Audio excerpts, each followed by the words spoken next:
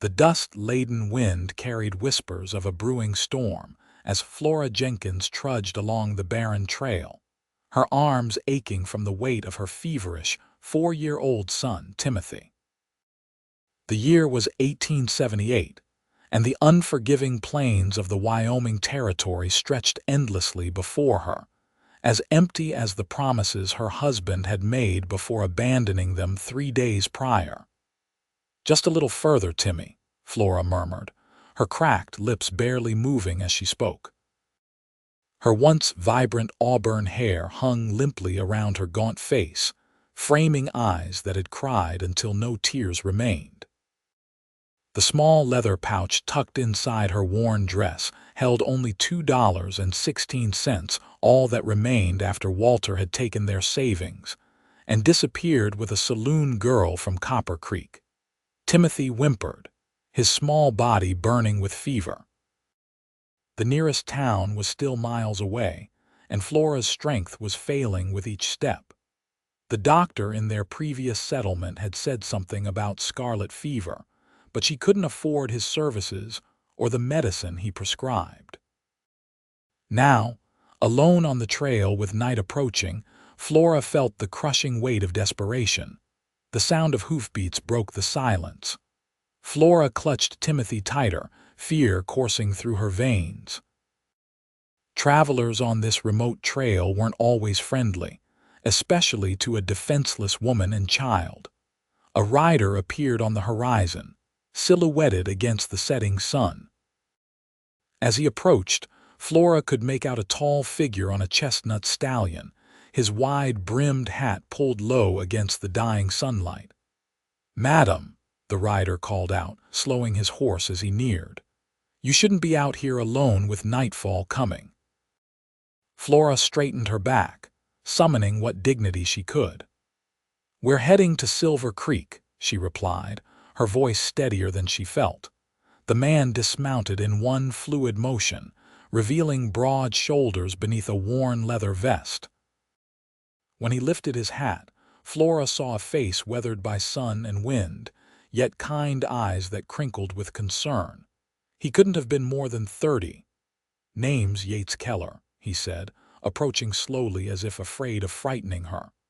"I run cattle about 10 miles east of here." His gaze fell to Timothy, whose face was flushed with fever. "Your boy doesn't look well, madam." "He's sick," Flora admitted, the simple confession nearly breaking her resolve. "My husband, he left us. I'm trying to reach Silver Creek to find work." Yates stepped closer, his expression darkening as he noticed the child's labored breathing. "Silver Creek's still 15 miles away. You won't make it before dark, and that child needs help now." Timothy moaned, his small body trembling in Flora's arms. She swayed slightly, exhaustion and hunger making her dizzy. "My ranch is closer," Yates said, his voice gentle but firm. "I have a housekeeper who knows something about medicine. Let me help you." Flora hesitated, years of hard lessons making her wary of a stranger's kindness. But Timothy's burning forehead against her neck left her no choice. "I don't have much to pay you with," she said softly. Something flickered in Yates's eyes, not pity, but understanding. He stepped forward, reaching for Timothy. "You'll never face this alone, not while I have something to say about it." The words, so simple yet profound, broke something inside Flora. A single tear tracked down her dusty cheek as she allowed this stranger to take her son. Yates cradled Timothy with surprising gentleness for hands so calloused. "Can you ride, Mrs. Jenkins? Flora Jenkins, and yes, I can ride." "Then let's get you both home before this storm hits." Home. The word sounded foreign to Flora's ears. She had no home anymore. Yates helped her onto his horse, then handed Timothy up to her before mounting behind them. His strong arms reached around to take the reins, creating a protective circle around Flora and her son. The warmth of his body against her back was the first comfort she'd felt in days. As the horse cantered across the plains, Flora felt the first raindrops hit her face, mingling with silent tears of relief. Whatever tomorrow might bring, tonight they wouldn't be alone in the storm. The Keller ranch appeared through the curtain of rain as a collection of sturdy buildings nestled against a backdrop of rolling hills. Even through her exhaustion, Flora could tell it was a well-maintained property far more substantial than she had expected from Yates's modest demeanor. "Mrs. Benson," Yates called out as he guided his horse to the main house. "Got visitors needin' help." The door swung open immediately, revealing a stout woman with silver-streaked hair pulled into a tight bun. Her expression shifted from curiosity to concern as she spotted Timothy in Flora's arms. "Lord have mercy," the woman exclaimed, rushing forward despite the rain. "Bring them in, quickly." Once inside, Flora found herself in a cozy parlor with a roaring fire. Mrs. Benson, who introduced herself as Harriet, immediately took charge, directing Yates to fetch fresh water and clean linens while she examined Timothy. "How long has he been feverish?" Harriet asked, her experienced hands gentle as she felt Timothy's forehead. 3 days, Flora replied, watching anxiously as the older woman unbuttoned Timothy's soaked shirt. "The doctor in Copper Creek mentioned scarlet fever, but I couldn't," her voice broke. "I couldn't afford the medicine." Harriet's eyes softened with understanding rather than judgment. "Well, you're here now, and that's what matters. Mr. Keller keeps a well-stocked medicine cabinet. We've had our share of fevers on this ranch." Yates returned with the requested items, along with a steaming mug that he pressed into Flora's trembling hands. "Drink this," he instructed. "You need your strength too." The broth was simple but warming, and Flora hadn't realized how hungry she was until the first sip touched her lips. She watched as Harriet and Yates worked together with practiced efficiency, bathing Timothy's small body with cool cloths and preparing a mixture from a dark bottle Harriet retrieved from a cabinet. "This is willow bark tea with honey," Harriet explained as she coaxed the liquid between Timothy's parched lips. "It'll help bring down his fever, and I've added a touch of laudanum to help him rest." Flora nodded gratefully, though anxiety still gripped her heart. "Will he be all right?" Harriet met her gaze directly. "He's very ill, Mrs. Jenkins, but he's young and appears strong at heart. We'll do everything we can." "And you'll stay here until he's well," Yates added, his tone brooking no argument. "The spare bedroom upstairs is yours for as long as you need it." "I can't accept," Flora began, but Yates cut her off with a gentle shake of his head. "You can and you will. Consider it a loan if your pride demands it, but I won't hear of you leaving until that boy is running around causing mischief." Something in his steady gaze made further protest impossible. Flora simply nodded, too overwhelmed by his kindness to speak. Once Timothy was settled in a comfortable bed, his breathing eased by the medicine, Harriet showed Flora to an adjacent room with a copper tub already filled with steaming water. "Get yourself cleaned up," the housekeeper instructed kindly. "I've left a nightgown and robe on the bed. They belonged to Mr. Keller's sister when she visited last summer. They might be a bit large, but they're clean and dry." Alone for the first time since their rescue, Flora finally allowed herself to fully feel the day's events. The warm water embraced her aching body as silent sobs racked her frame. Tears of fear for Timothy, of relief at finding help, of shame at her circumstances, and of gratitude toward these strangers who had opened their home without question. After washing away the grime of the trail, Flora donned the borrowed nightclothes and crept back to Timothy's room. She found Yates sitting beside the bed, his large frame looking oddly gentle in the lamplight as he placed a fresh, cool cloth on Timothy's forehead. "You should rest," he said without looking up. "I'll sit with him a while." "Thank you, but I couldn't sleep," Flora replied, moving to stand beside him. "Not while he's so ill." Yates nodded in understanding. Then we'll both watch over him. They settled into a companionable silence, broken only by Timothy's occasional whimpers and the steady drumming of rain against the windows. Flora studied Yates's profile, noting the strong line of his jaw beneath several days' worth of stubble. His hands, when they adjusted Timothy's blankets, moved with surprising tenderness for a man who clearly lived a life of physical labor. "You're good with children," Flora observed quietly. A shadow passed over Yates's face. "Had a younger brother once. I used to care for him when he took sick." The past tense told Flora all she needed to know. "I'm sorry," she said simply. Yates merely nodded, then changed the subject. "Your husband," he began hesitantly. "He just left you on the trail." Flora stiffened, shame coloring her cheeks. "Not exactly.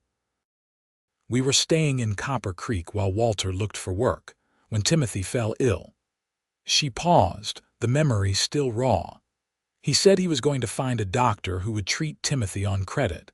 When I woke the next morning, our money was gone, along with Walter. The landlady told me she'd seen him leaving town with Millie from the Golden Nugget Saloon." Yates's knuckles whitened as he gripped the edge of his chair. "Some men don't deserve the title," he said, his voice low with controlled anger. "Walter wasn't always." Flora trailed off, realizing she was defending a man who had left his sick child to die. "No, you're right. What kind of father abandons his family when they need him most?" "And what was your plan?" Yates asked gently. "When I found you on the trail," Flora gave a humorless laugh. "Plan? I didn't have one beyond reaching Silver Creek. I hear they need seamstresses at the new hotel. I'm good with a needle. And in the meantime, with a sick child."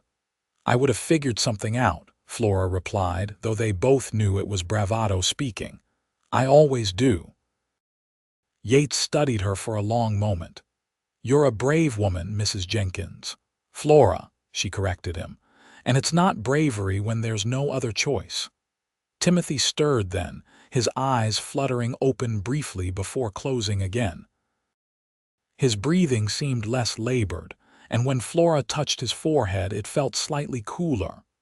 "The medicine is working," Yates observed, relief evident in his voice. "Yes," Flora whispered, sending a silent prayer of gratitude heavenward. She looked up to find Yates watching her, his expression unreadable in the dim light. "Why are you helping us? You don't even know us." Yates was quiet for so long that Flora thought he might not answer. When he finally spoke, his voice was soft but firm. "Because out here we look after our own. And because no child should suffer for the failings of others." He rose to his feet, towering over her in the small room. "Get some rest, Flora.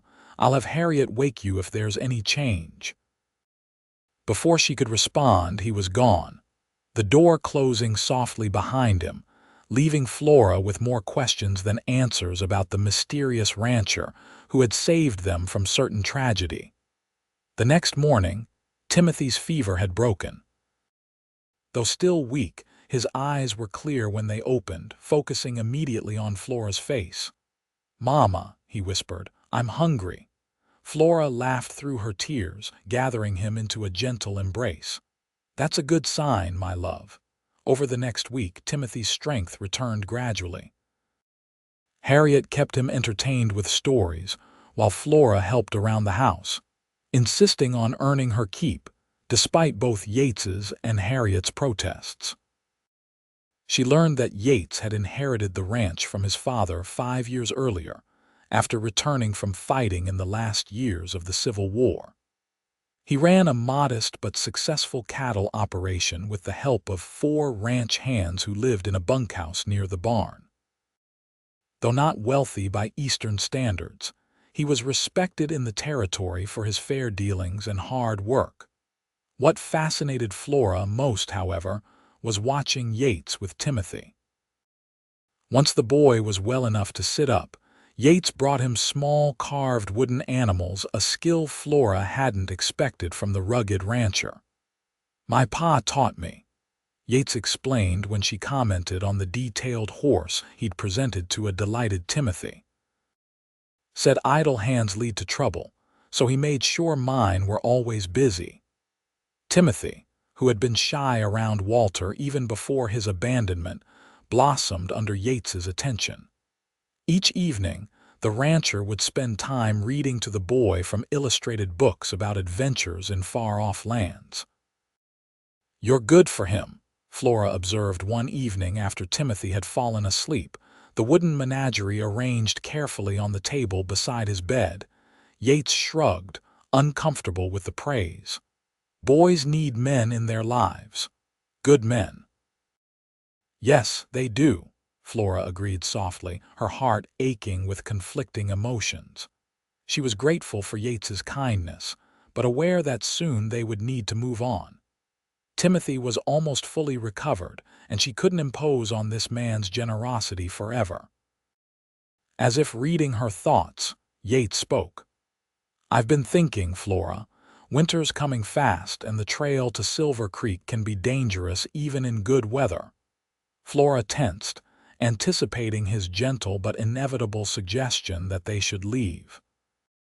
"I'd like you to consider staying on," he continued instead, surprising her.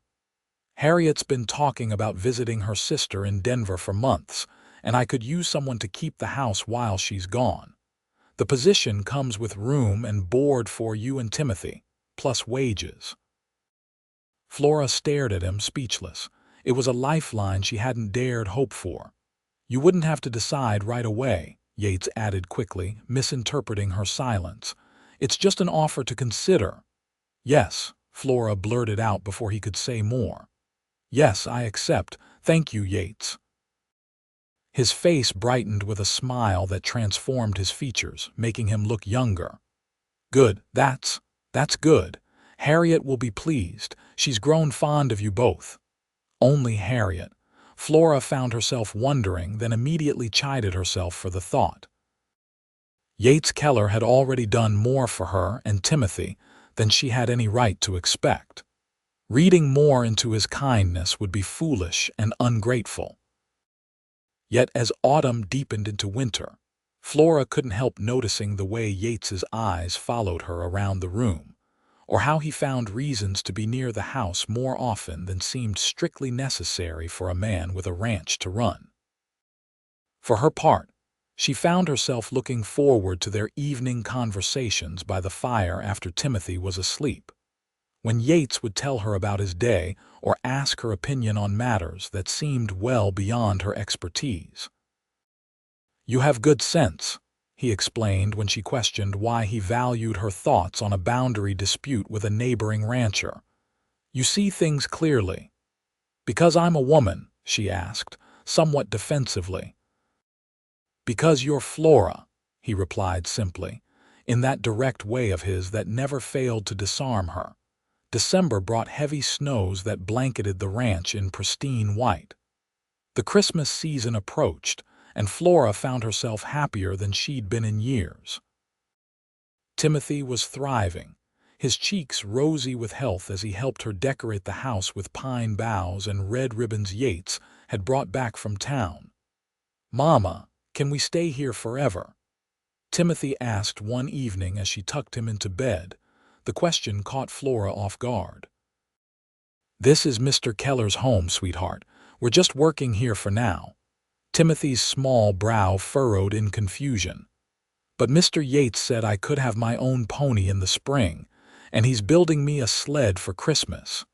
"Did he now?" Flora replied, her heart beating faster. She hadn't heard about either of these plans. "He said not to tell you about the sled," Timothy added, his eyes widening as he realized his mistake. "It's a surprise."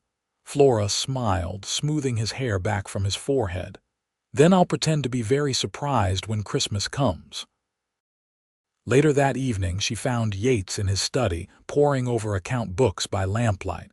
He looked up when she knocked softly on the open door, a smile warming his features. "Flora, come in. I was just finishing up here." She entered, suddenly nervous. "Timothy mentioned something about a pony." Yates closed the ledger, looking slightly embarrassed. "Ah, I should have discussed that with you first. It was just an idea. There's a gentle mare due to foal in the spring. The colt would need training anyway, and by the time it's ready to ride, Timothy would be old enough to learn." The casual way he spoke of next spring, of Timothy's future on the ranch, made Flora's heart ache with a longing she hadn't allowed herself to acknowledge. "That's very generous," she said carefully, "but I'm not sure we'll still be here by spring." Yates's expression shifted, a shadow crossing his face. "I see. You're planning to leave then." "I haven't made any plans yet," Flora admitted, "but I can't keep imposing on your kindness forever." "Imposing?" Yates stood, moving around the desk to stand before her. "Flora, you've transformed this house into a home. Harriet says she's never seen the place run so smoothly, and Timothy—" He paused, emotion tightening his voice. "That boy brings life to rooms that have been silent too long." Flora swallowed hard, unable to meet his intense gaze. "I'm grateful for everything you've done for us, Yates, more than I can express, but eventually we need to find our own way." "And if your way could be here?" he asked quietly, taking one of her hands in his. The contact sent warmth flooding through Flora's body. She finally looked up, finding his eyes filled with an emotion she'd been afraid to name. "What are you saying, Yates?" "I'm saying that I've grown to care for you, Flora, for both of you. And I believe you feel something for me too, though you're too cautious to admit it." Flora couldn't deny it, not when her heart was pounding so loudly she was certain he must hear it. "I do," she whispered, "but I'm afraid." "Of me?" he asked, looking stricken. "No," she assured him quickly. "Of depending on someone again, of believing in promises that might be broken." Understanding dawned in his eyes. "I'm not Walter, Flora. When I give my word, I keep it." "I know that," she said. "In my mind, I know it, but my heart is still healing." Yates nodded slowly, releasing her hand. "Then I'll wait, however long it takes for you to be sure." The weeks leading up to Christmas were filled with a sweet tension. Yates respected Flora's need for time, never pushing for more than she was ready to give, but his feelings were evident in 1,000 small gestures. The fresh flowers that appeared on her breakfast tray despite the winter season, the books he brought her from his library that matched interests she'd mentioned in passing, the way he included her in decisions about the ranch as if her opinion truly mattered. Timothy, innocent of adult complexities, simply basked in the attention of both adults, flourishing in an environment where he felt secure and loved. On Christmas Eve, after Timothy had finally fallen asleep, vibrating with excitement for the morning to come, Flora found Yates in the parlor, putting the finishing touches on a beautifully crafted wooden sled. "It's magnificent," she said, startling him.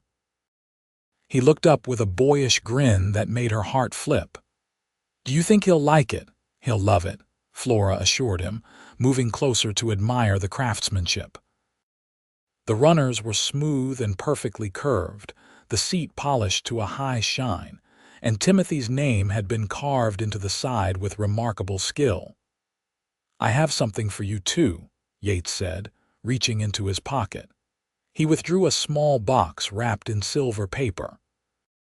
"Though perhaps I should wait until tomorrow." "Now is perfect," Flora replied, her voice slightly breathless. Yates handed her the gift, watching nervously as she unwrapped it. Inside was a delicate silver locket on a fine chain. When Flora opened it, she found a tiny portrait of Timothy on one side. "The other side is empty," Yates explained. "I thought, well, I hoped you might want to put my likeness there someday when you're ready." Tears sprang to Flora's eyes. "It's beautiful, Yates, thank you." She hesitated, then added, "I have something for you too, but I'm afraid it's not nearly as fine." She retrieved a package from behind the sofa where she'd hidden it earlier. Yates unwrapped it carefully to reveal a hand-knitted scarf in rich blue wool. I noticed your old one was fraying, Flora explained, suddenly self-conscious. And blue suits your eyes. You made this, he asked, running the soft wool between his fingers. Yes, Harriet helped me get the wool, but the work is mine. Yates wrapped the scarf around his neck immediately, looking genuinely pleased. No one's made me something by hand since my mother passed. This means more to me than you know, Flora. They sat together in comfortable silence, watching the flames dance in the fireplace. Outside, snow began to fall again, dusting the windows with lacy patterns.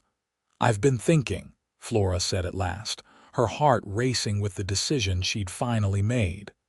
About what Timothy asked me whether we could stay here forever. Yates turned to her, hope brightening his features. And what did you tell him? I said that this was your home, not ours. She took a deep breath. But I've been wondering lately if it could be ours too, if there might be a place for us here, not just as your housekeeper and her son, but as more. Yates reached for her hand, his calloused palm warm against her skin. Flora, are you saying what I think you're saying? She nodded, suddenly shy. I think I am, though I'm not sure I'm going about it properly. A smile spread across Yates's face, lighting his eyes with joy. I believe I'm the one who should be doing the asking, he said, sliding from the sofa to kneel before her. Flora Jenkins, I've loved you since that first night, watching you care for your son with such fierce devotion despite your own exhaustion. I love the way you've brought laughter back to this house, the way you see beauty in simple things, the strength that carries you through each day. Would you do me the extraordinary honor of becoming my wife and allowing me the privilege of being a father to Timothy? Tears spilled freely down Flora's cheeks now. Yes, she whispered. Yes, Yates, we would be honored to become your family. He gathered her into his arms then, his lips finding hers in a tender kiss that spoke of promises kept and a future filled with love. When they finally parted, breathless and smiling, Flora rested her forehead against his. You told me once that I would never face my struggles alone, she murmured. I didn't believe you then, couldn't let myself believe, but you've proven it every day since. And I'll keep proving it, Yates promised, for all the days to come. They were married on New Year's Day, 1879, in the parlor of what was now truly their home. The ranch hands stood as witnesses, and Timothy proudly carried the rings on a small pillow Harriet had helped him embroider with their initials. Spring brought the promised foal, a spirited colt with a white blaze that Timothy named Lightning, despite his gentle nature. True to Yates's word, by the time the colt was trained, Timothy was old enough to begin riding lessons, though Flora insisted they start with a lead rope firmly in Yates's hand. That summer also brought news that filled the ranch with renewed joy. Flora was expecting a child of their own. A brother or sister, Timothy exclaimed when they told him, his excitement so great he could hardly contain himself. Can I teach them to ride when they're big enough, and show them how to fish in the creek? You'll be the best big brother any child could ask for, Yates assured him, ruffling the boy's hair affectionately. Later, as they stood on the porch watching the sunset paint the Wyoming sky in brilliant hues of gold and crimson, Yates wrapped his arms around Flora, his hand resting protectively over her still flat stomach. Are you happy, Mrs. Keller? He asked, his breath warm against her ear. Flora leaned back against his solid strength, her heart full to bursting with contentment. Happier than I ever dreamed possible, she replied truthfully. From the darkest moment of her life alone on that dusty trail with a sick child and empty hands had come the greatest blessing. A man who kept his promises, a love that healed old wounds, a family bound not just by blood but by choice and devotion. As Timothy's laughter drifted from the yard where he was showing Lightning a new trick, Flora turned in her husband's embrace, lifting her face for his kiss. The locket he'd given her that Christmas Eve hung around her neck, now containing portraits of both the men she loved most in the world. "Thank you," she whispered against Yates's lips. "For what?" he asked, his eyes crinkling with the smile she adored. "For finding us that day. For saying those words that gave me hope when I had none left. For loving us so completely." Yates's arms tightened around her. "Thank you for believing me, even when it wasn't easy, for trusting me with your heart and with Timothy's future." His hand caressed her stomach again. "And for giving me the family I always wanted." As the first stars appeared in the deepening twilight, they remained entwined on the porch of their home, surrounded by the legacy of love they were building together, a legacy that had begun with a chance encounter on a dusty trail and 7 simple words that had changed everything. "You'll never face this alone, not while I have something to say about it." And Yates Keller was a man who kept his word.